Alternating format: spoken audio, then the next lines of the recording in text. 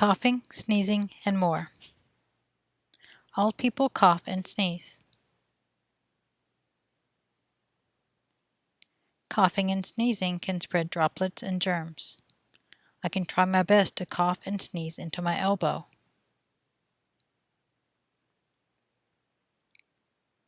Wearing a mask can also help catch the droplets.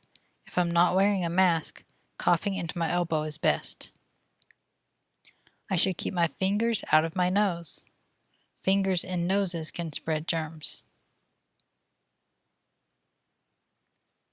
Instead, I can use a tissue to clean my nose. I can throw the tissue away when I'm done. Then I should wash my hands or use hand sanitizer to clean my hands. Another way to stop the spread of germs is by not touching my eyes, nose, mouth, or face. If I'm wearing a mask, it is best to touch it only when I am putting it on or taking it off.